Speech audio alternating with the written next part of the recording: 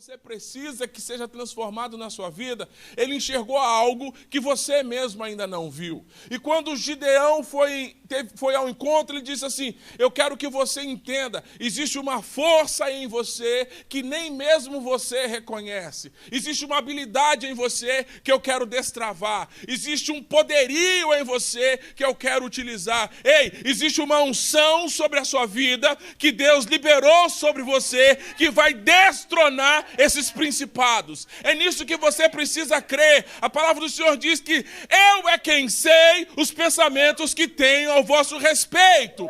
Então, eu preciso começar a focar nos pensamentos de Deus ao meu respeito. Mas Gideão, quando ele foi confrontado com a palavra que ele era corajoso, ele trouxe para si o sentimento de pequenez ao qual ele foi acostumado a conviver. Que sentimento era esse? Ele olhou para si e falou, meu Senhor, como eu posso ser forte se eu sou pequenininho? Como eu posso ser forte se a minha família é insignificante no meio de tantas? Eu quero dizer para você, quando Deus te visita, tudo aquilo que é necessário para transformar a realidade vai ser liberado sobre você. Eu creio nisso, porque, querido, Deus ele não é homem para que minta. Ele também, quando ele libera uma palavra, ele a fará cumprir. Eu creio nisso. Como eu creio nisso, como eu creio nisso, como eu creio no poder do Evangelho, como eu creio no poder da palavra liberada. Então, Deus ele estava olhando para Gideão e dizendo assim, vai na tua força. Naquele momento, eu creio que ele estava sendo revestido de algo e ele estava sendo capacitado para algo e ele deveria apenas celebrar. Eu quero dizer para você, quando a palavra de Deus é liberada sobre a sua vida, celebre. Amém? Não deixe que a palavra de Deus volte vazia, encontre em você um eco. Gideão, ele devolveu com um eco, dizendo, mas logo eu, por que eu? Ô Gideão, você não percebe que você está fazendo a diferença? Existem pessoas que não estão fazendo nada. Existem pessoas que não estão se preparando. Eu ministrei uma palavra ontem, e o paralítico à beira do tanque de Betesda, 38 anos de paralisia. Mas 38 anos se esforçando e esperando um milagre. Eu não sei quanto tempo ele frequentava o tanque, mas ele estava ali esperando, na expectativa de que algo poderia acontecer sobre a vida dele. Nós estamos vivendo tempos de notícias tão ruins, tão contrárias à nossa fé, tão contrárias àquilo que acreditamos. Né? A gente vê situações e noticiários que promovem determinadas situações das nossas emoções. Eu quero dizer para você que o que você tem feito que vai produzir capacitação na sua vida para que quando as portas forem abertas, você ocupe os lugares. Gideão era alguém que, apesar da contrariedade, apesar da circunstância contrária... Hoje eu estou bem pentecostal, né? Meu Deus! Apesar da circunstância contrária, Gideão, ele estava fazendo algo. E foi isso que chamou a atenção do Senhor, porque quando a palavra diz que os olhos do Senhor procuram, Ele está procurando o que você está fazendo num tempo em que ninguém quer fazer nada. Ele está procurando como você reage num tempo em que ninguém quer fazer nada. E Gideão está diante do anjo, e a sua primeira reação é o desânimo. Né? A gente fica orando, Senhor, manda os teus anjos. Aí quando o anjo do Senhor vem, você fala, ai anjo, que bom que você apareceu, minha vida está uma situação de caos. Não! Ei, querido, tenha claro na sua boca qual é a sua expectativa em Deus. Para que quando você for visitado por uma presença sobrenatural, você seja específico no que você espera dele. Amém? Mas ele combateu com desânimo, dizendo assim, meu Senhor, a tristeza, uma reclamação por causa do sumiço de Deus, como se diz, Senhor, você demorou, hein? Não, Deus, que bom que você apareceu, que bom que eu te reconheci, não é reclamar da falta. Eu tenho um amigo que eu ligo para ele com alguma frequência, mas não ligo com muita frequência assim como gostaria. E ele me liga nunca, mas eu ligo para ele sempre. E eu demorei mais do que o habitual para ligar para ele. Quando eu liguei para ele, sabe o que ele fez? Sumiu, hein? Aí eu falei assim, olha que miserável. O mesmo telefone que liga, recebe. Eu falei assim, você nunca me ligou e eu te ligo sempre. E eu peguei, desliguei o telefone. Desliguei. Passou um tempinho, ele ligou de volta, eu não atendi. Daqui a pouco a esposa dele falou, atende o telefone. Ele ficou preocupado. Eu falei, não ficou preocupado. Em 5 anos que eu estou morando aqui, ele nunca me ligou. E eu ligo para ele com muita frequência. E quando eu demorei um tempinho que eu apareci, ele reclamou do meu sumiço. Por que se ele estava com saudade de mim, ele também não me procurou? A diretora de TV aqui está falando para eu olhar para a câmera. Então, é importante entender, querido, que Gideão se comportou dessa forma. Falou assim, olha, por que você sumiu, Deus? Não era para celebrar porque o Senhor apareceu? Deus, o Senhor apareceu, que bênção! Que bom que o Senhor lembrou de mim. Depois eu vou pedir para a plateia sentar ali de trás, que aí eu consigo, né? Onde eu estava mesmo. Por que Deus sumiu? Gideão olhou com tristeza, com reclamação.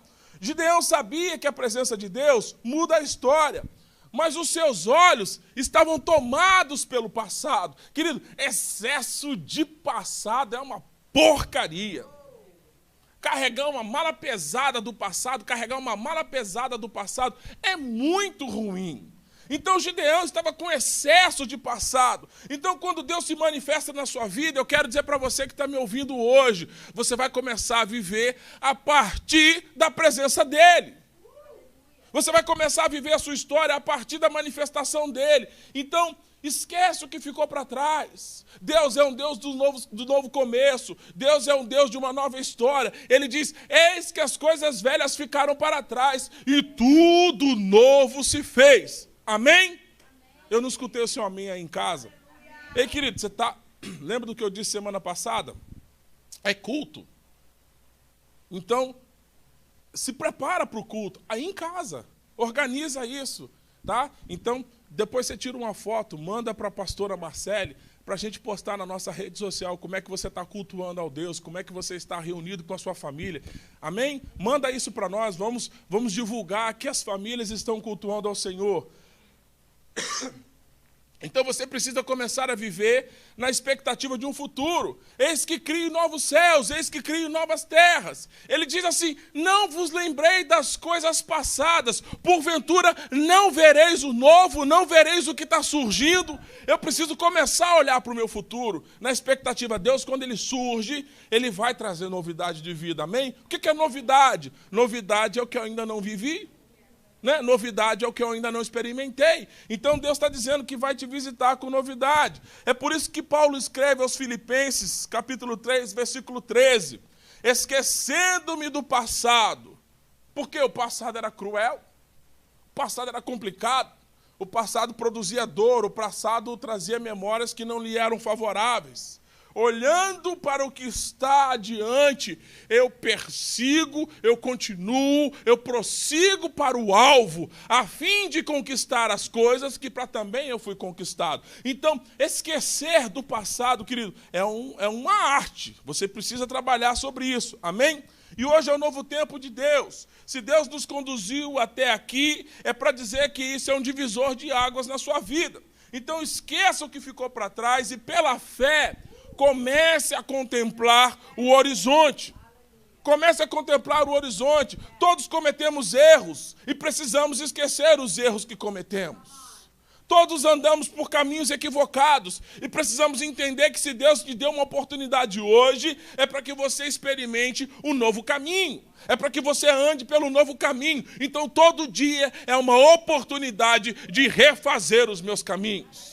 Todo dia é uma oportunidade de recomeçar. Todo dia é uma oportunidade de deixar o ontem para trás. Pastor, meu dia de ontem foi um lixo. Ei, o dia de hoje pode ser completamente sobrenatural.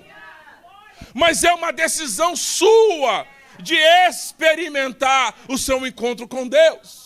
É uma decisão sua de atrair o céu para a sua vida. E quando você tiver esse encontro celestial, você celebrar esse momento. Deus, que bom que o Senhor apareceu. Não é dizer, Senhor, onde você estava?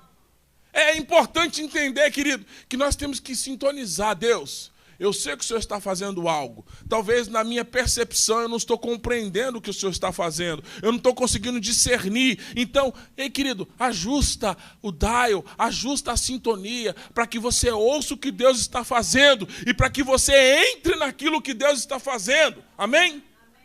Eu não consigo criar uma onda, mas eu consigo entrar na onda que já foi criada. Então veja o que Deus está criando e entra naquilo, porque você vai se dar bem. É o que Deus disse para Gideão. Ei, é um novo tempo.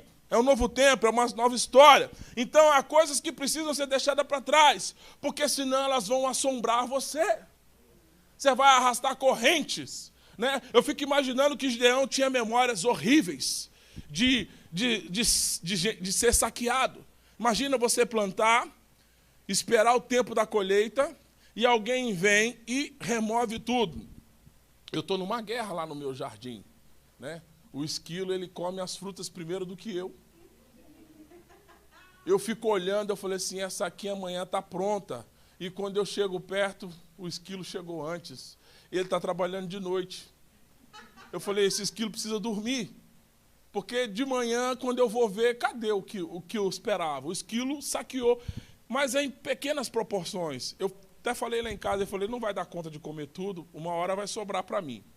Mas na história de Gideão era diferente. Ele disse que os inimigos pareciam como gafanhotos. Eles vinham em multidão. E quando eles estavam prontos para colher, os inimigos vinham e tomavam tudo. E não era só tomar tudo, eu fico imaginando que eles tomavam ali cascudo, tapa na cabeça, eram obrigados a colher para eles, inclusive. Vai lá, colha para nós e nos entregue da colheita. Nos entregue. E outra coisa, plante de novo, porque nós vamos voltar. Você imagina viver um cenário desse? De você trabalhar, e alguém vem e fala assim, me dá aqui o seu salário.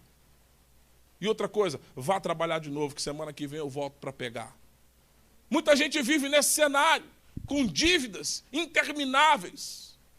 O salário vem e ele só serve para pagar contas e você não consegue usufruir daquilo que você tem trabalhado. Ei, eu profetizo em nome do Senhor Jesus que uma porta vai abrir para você e você vai transformar a sua realidade, mesmo em tempo de notícias contrárias. Amém? Eu concordo com isso. Então, para receber a visita do Senhor, nós devemos caminhar rumo àquilo que Deus está preparando. Então não podemos ficar presos no passado. Deus começa a realizar algo novo. Novas portas, novas conexões, novos sonhos, novas e grandes conquistas. Eu concordo com isso, essa é uma boa palavra.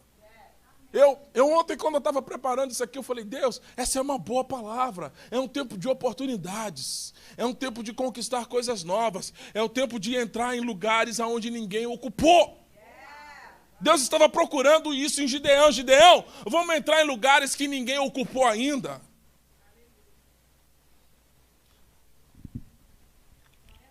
Glória a Deus. Vamos fazer coisas que ninguém fez ainda. Isso vai depender de ousadia. Gideão vivia o mesmo problema que todos nós, uma crise de museu. Lembrando de história, igual meus amigos que torcem para times de futebol, que falam, em 1950 eu fui campeão. Eu quero saber agora se o seu time presta. Né? No passado ele prestou, mas no futuro, não sei. Né? Mas no presente não é essa coisa toda. Porque tinha Pelé, querido. Ainda está vivo o Pelé. Né? Mas não tem mais. E a gente fica carregando uma bagagem terrível. Eu falo que o torcedor mais jovem do Santos é o meu pai. Não nasce torcida. Por quê? Porque o time não faz coisas novas. Então você imagina esse cenário, a gente tem uma crise de museu, a gente está querendo levar, embalsamar tudo aquilo que era bom. Pastor, a igreja era boa. Não, querido, a igreja é boa agora, porque o tempo que você tem é hoje. É esse tempo que você pode usar. O de ontem foi legal, foi gostoso, foi divertido, você curtiu, mas a pergunta é, você precisa de uma unção fresca. Você precisa ser renovado na sua expectativa. Então, assim, os problemas não eram tão graves como, antigamente era muito mais fácil, mas eu não estou lá. Tem que ser fácil agora. Amém? Eu preciso enxergar a facilidade agora. Então nós temos que viver a expectativa de que Deus sempre tem coisas novas e excepcionais para derramar na vida daqueles que nele confiam e nele esperam. Não é assim que diz a canção? O melhor de Deus ainda está por vir. Ei, o melhor de Deus, por que ainda está por vir? Porque todo dia é uma oportunidade de viver o melhor de Deus. Todo dia é uma oportunidade. Então o passado passou. E o futuro é um oceano de possibilidades. É uma porta aberta de possibilidades. Então eu celebro aquilo que Deus fez, mas eu me antecipo pela fé que aquilo que Deus vai fazer é maior ainda. Isso é uma visão de fé, né? Que aquilo que Deus vai fazer é maior ainda. Então eu preciso superar a ideia de que fui desamparado. Frequentemente eu converso com pessoas e as pessoas dizem isso. Ah, pastor, não consigo porque não foi isso que aquele homem à beira do tanque fez? Você quer ficar curado? Ah, não consigo. Por quê?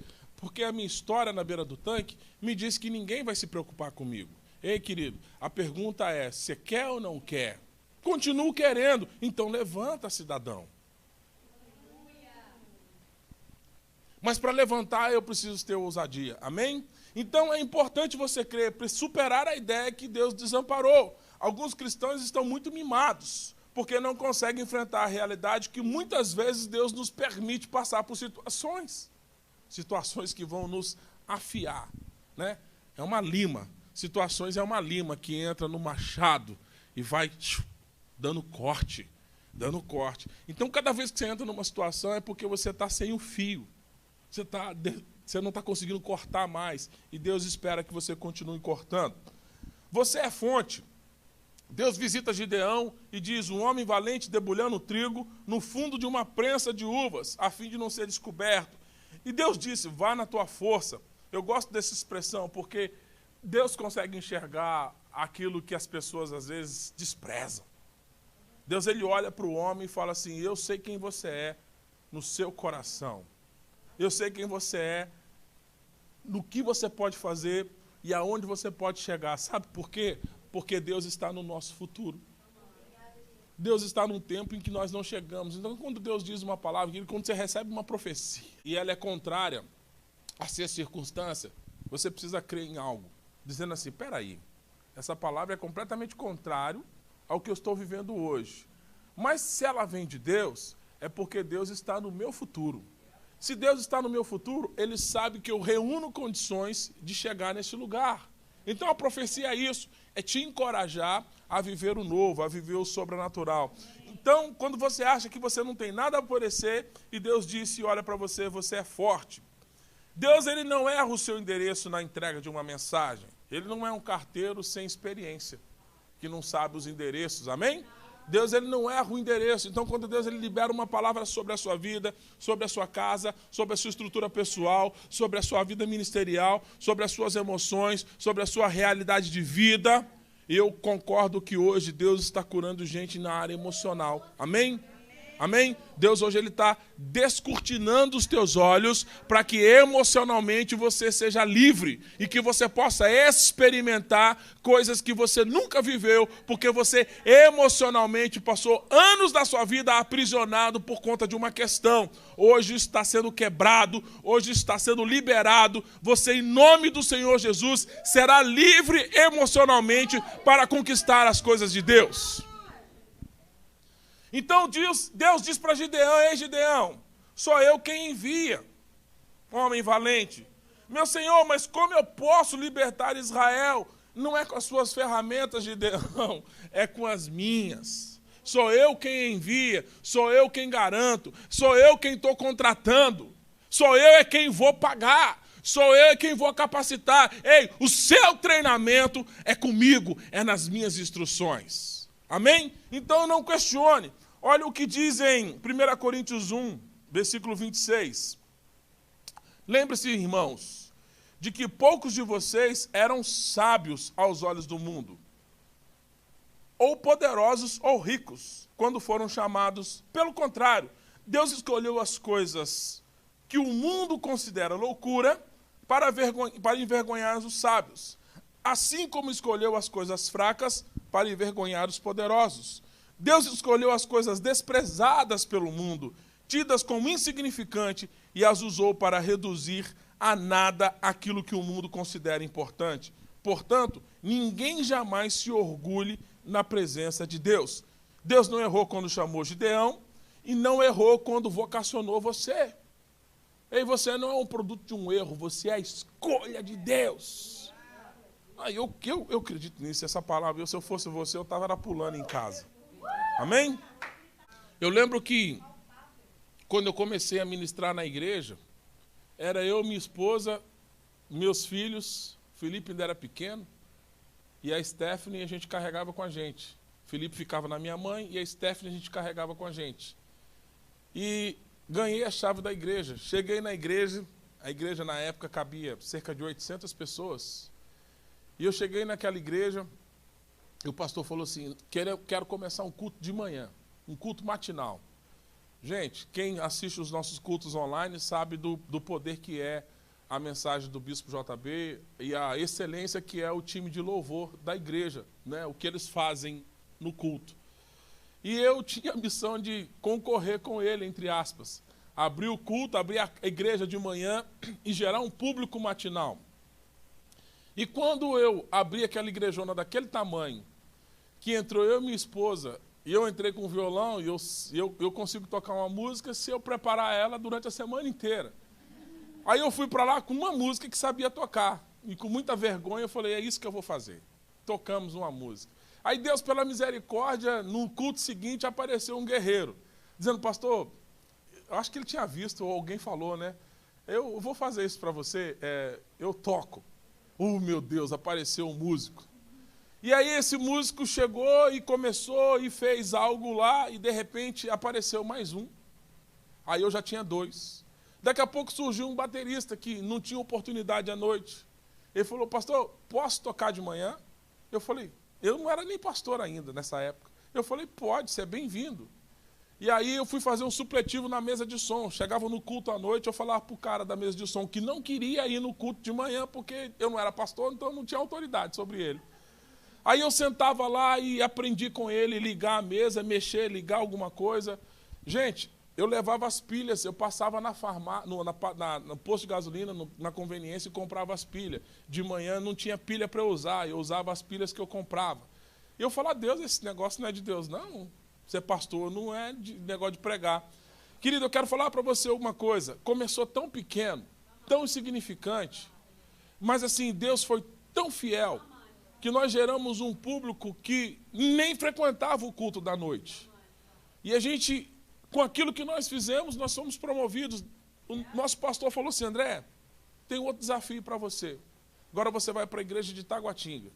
Aí eu pensei, estava com um discípulo, a igreja estava funcionando, a coisa estava tudo certo. Aí eu falei assim, uau, já vou poder levar uma equipe. Ele falou assim, só que tem uma coisa, é você e sua esposa e seus filhos, não leva ninguém. A gente vai deixar a estrutura para o outro que chegar aqui. Chegamos no outro lugar, eu falei, Deus de misericórdia, tudo de novo, tudo de novo. Achei uma menininha que cantava. Eu falei assim, você canta? Canto. Mas ela tinha tanta vergonha que ela fechava o olho e ficava de lado. Gente, mas se você vê o que essa menina se tornou, depois você procura no YouTube em Jéssica Rocha. Se você vê como ela ministra louvor hoje, mas começou de lado, olhando com muita vergonha, com muita timidez. Mas Deus nos honrou e a coisa ficou grande. E quando ficou grande, Deus falou para mim, André, você vai para outro lugar.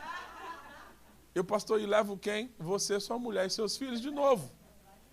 Né? E chegamos aqui, tinha ninguém.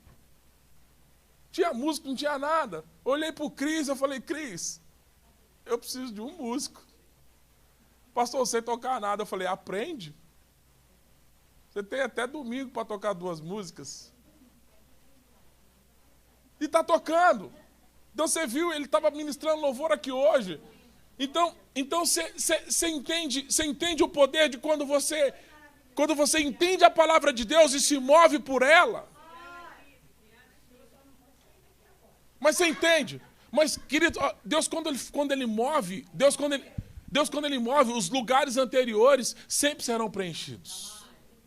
Então me entenda que Deus, Ele moveu e Ele proveu aquilo que era necessário. No meu medo, na minha angústia, eu falava, Deus, vai ser muito difícil. Mas Deus falou assim, André, é eu que mandei. Então quer dizer para você, quando Deus te instrui a fazer algo, só obedeça, vai na tua força, porque a garantia de que tudo vai acontecer é com Ele. Amém? Amém? E hoje eu posso me orgulhar que eu tenho um time de louvor aqui, que eu sou fã, né? E não tinha ninguém. Tinha ninguém, todo mundo que estava aqui foi embora. Eu falei, e agora, o que faço? Né? Cris, ó, vou amarrar você porque a sua mãe canta, você toca, está tudo certo. Né? Já tem o básico, né? Então, já assim as coisas funcionam. Então, Deus, Ele vai fazer você superar os limites. Os desafios vão surgir, mas Deus vai fazer você superar os limites. Eu creio nessa palavra, acredito nessa palavra. Então, Deus afirmou para Gideão, certamente eu estarei com você. Então, é nisso que eu quero que você se firme. Para que você possa se mover por Deus, tenha convicção na instrução dEle. Porque Ele diz que certamente Ele estará conosco. Então o segredo de Gideão ainda vale para nós. Deus é por você, Ele ajudará você, mesmo com pouca gente ao seu lado. Talvez muitos não acreditem na sua visão, no sonho que Deus te deu, mas não se preocupe, Ele é por você. Amém? Deus lhe deu, e não se preocupe, Ele é por você. Então mergulhe de cabeça e Ele vai surpreendê-lo, assim como surpreendeu Gideão. Para Deus nada é impossível e você precisa aprender a superar os limites. A vida é uma jornada extraordinária. E é uma jornada que já começou, está em pleno andamento. E por essa razão, não há tempo a perder. Viva o seu melhor em Deus, em nome de Jesus. Amém? Eu espero ter te encorajado nesta manhã. Eu espero que você, nessa manhã, tenha recebido uma injeção, uma adrenalina celestial. A adrenalina é um hormônio de fuga. E essa adrenalina vai te fazer fugir do marasmo, fugir do ostracismo, fugir do nada acontecendo. Eu quero que você viva uma plenitude, um nada faltando, um nada quebrado, um nada fora do lugar.